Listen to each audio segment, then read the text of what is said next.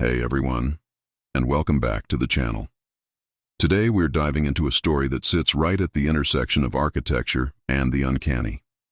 Imagine a house that isn't just a structure of wood and stone, but a living, breathing entity. That's exactly what the locals call the Blackwood Manor, but they have another, more chilling name for it. The House That Breathes.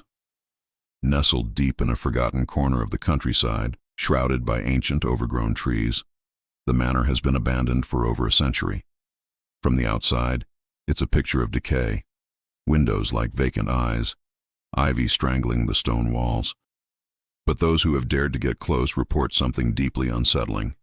They say if you watch long enough, you can see the walls of the house gently, almost imperceptibly, expand and contract, like the slow, deep breaths of a sleeping giant. The legend of Blackwood Manor begins with the ambitious architect who built it, Alistair Blackwood.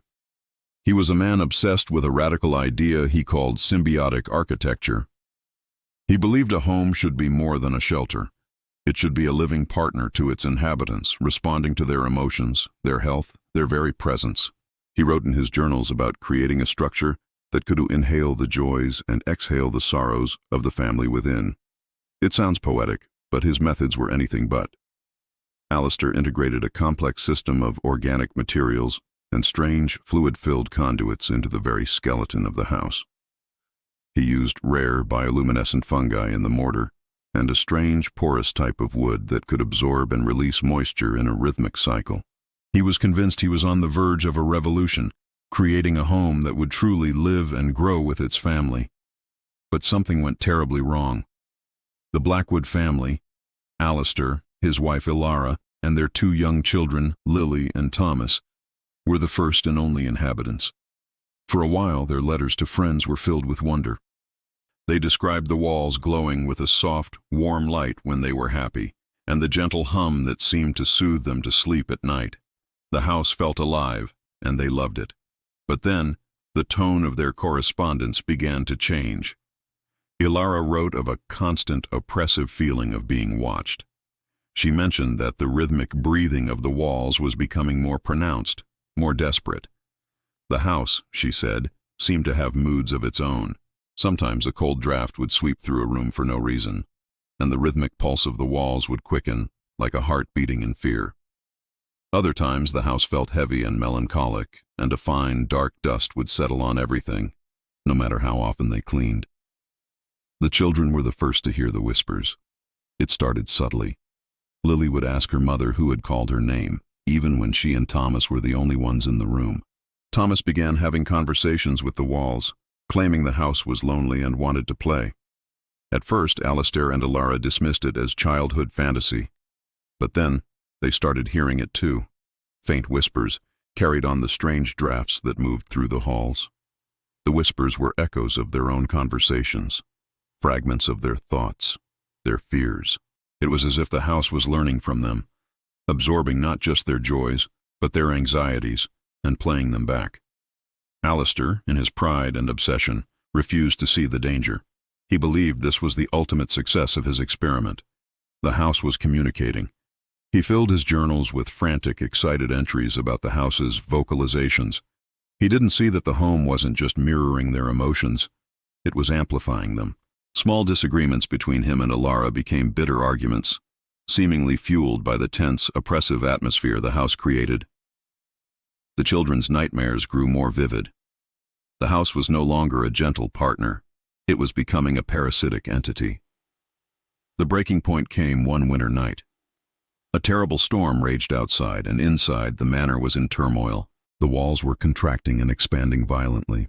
The sound no longer a gentle breath, but a guttural, painful gasp. The whispers were no longer echoes. They were clear, distinct, and they weren't the family's voices. They were older, unfamiliar, whispering names of people who had never lived there. Names from the land's forgotten history. The house wasn't just breathing. It was remembering. It had absorbed the memories of the very earth it was built upon. In a state of panic, Alistair realized what he had created.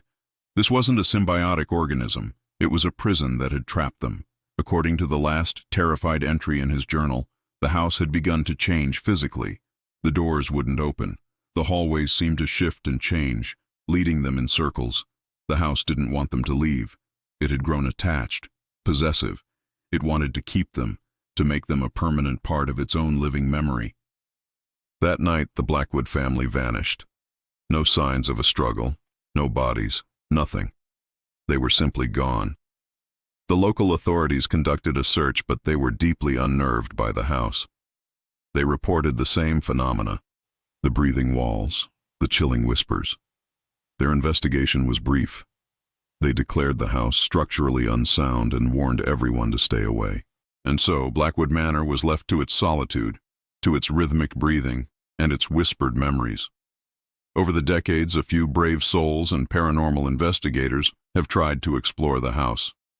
Few have stayed for more than an hour. They all report the same terrifying experience.